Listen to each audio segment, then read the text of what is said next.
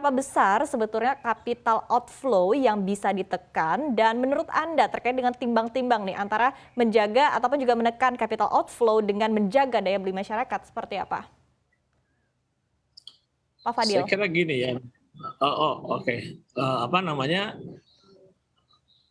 justru saya kira kalau misalnya kita itu menahan ya tingkat suku bunga itu, eee, dipertahankan seperti sekarang ini, sementara The Fed-nya itu menaikkan, itu kan justru kita rupiah kita akan tertekan gitu kan. Kemudian kalau rupiah kita akan tertekan, dan juga, barang-barang impor itu kan semakin mahal gitu kan.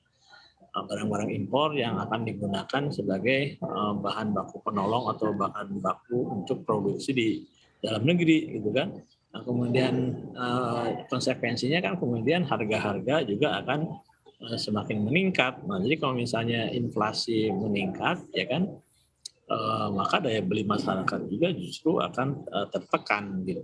Itu satu. Jadi saya kira itu pertimbangannya mengapa kemudian saya sendiri lebih menyarankan bahwa BI itu menyesuaikan lah gitu kan. Nah, penyesuaian artinya menyesuaikan untuk mengirim sinyal kepada pasar bahwa dia apa namanya akan apa namanya ini mencoba untuk men-streamlining kebijakan moneternya itu sejalan dengan perkembangan apa namanya global kan seperti itu ya kan.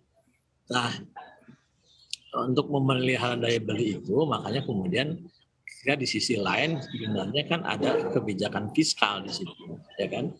Nah, kita ini kan sebenarnya lebih beruntung dibandingkan dengan negara-negara lain ya karena kenaikan komoditas di pasar internasional juga membawa inflow profit buat anggaran kita kan, Ya, buat betul. fiskal kita. Nah, kalau misalnya kita gunakan itu misalnya kan untuk memberikan bantuan kepada masyarakat yang rentan lah gitu ya, yang menengah ke bawah gitu atau near Ya, poor sama poor ya dalam berbagai bentuk program sosial ya. itu sebenarnya sangat berarti untuk Oke. bisa memelihara daya beli mereka Ya. seperti itu ya. Oke, artinya tadi ya masih bisa dibantu dari sisi, fiskalnya ya untuk daya beli masyarakat. Nah, Anda sendiri Pak Irman bagaimana, setujukah begitu tadi dengan pernyataan bahwa BI ini juga artinya tidak ada lagi ruang untuk menaikkan suku bunga acuan, sementara di satu sisi juga, Anda melihatnya begitu ya, seberapa besar sih capital outflow yang bisa ditekan jika BI menaikkan suku bunga 50 basis poin, kemudian 25 hingga 20 hingga 50 basis poin, kemudian juga timbang-timbang nih antara, capital outflow dan juga menjaga daya beli masyarakat seperti apa? Iya, untuk kenaikan BI 7-day reverse repo rate sendiri memang pada kuartal ketiga ini kami melihat adalah timing yang paling tepat untuk melakukan penyesuaian. Tapi memang mungkin indikasi dari Bank Indonesia sendiri ketika kalau kita pantau dari beberapa rapat Dewan Gubernur terakhir dan juga forward guidance yang diberikan oleh Pak Peri selaku gubernur gitu, memang Bank Indonesia sendiri belum belum comfortable untuk meningkatkan suku bunga acuan. Tadi seperti yang dikatakan oleh Pak Fadil, memang concernnya adalah pada pertumbuhan ekonomi yang mungkin terrefleksi dalam indikator core inflation.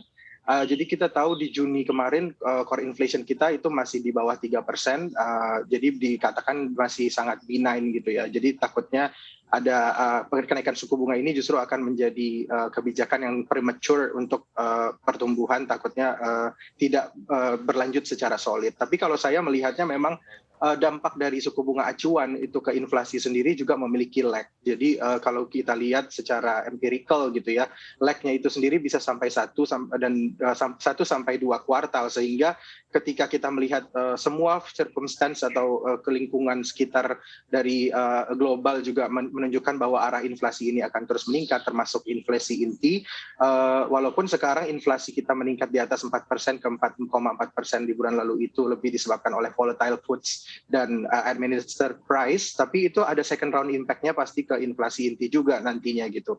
Jadi dengan inflasi inti yang on track meningkat dan kita lihat mobilitas kita juga terus meningkat walaupun kasus Omikronnya meningkat, tapi indikator kesehatan dapat dijaga, seharusnya sih di kuartal ini kami melihat merupakan timing yang tepat gitu ya.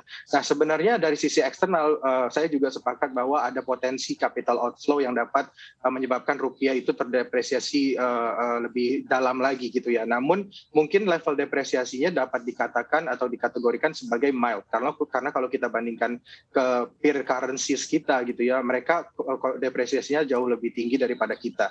Hal ini tadi mungkin terkait juga dengan yang dikatakan oleh Pak Fadil bahwa harga komoditas sekarang itu menjadi blessing in disguise bagi fiskal kita dan juga bagi neraca perdagangan kita. Kalau kita lihat data yang baru dirilis pagi ini juga neraca perdagangan kita masih surplus di 5 miliar US dollar, lebih tinggi daripada bulan sebelumnya di 2,9 billion, dan itu secara akumulatif sudah jauh lebih besar di semester 1 kemarin, hampir sekitar 2 kali lipat dibandingkan tahun lalu.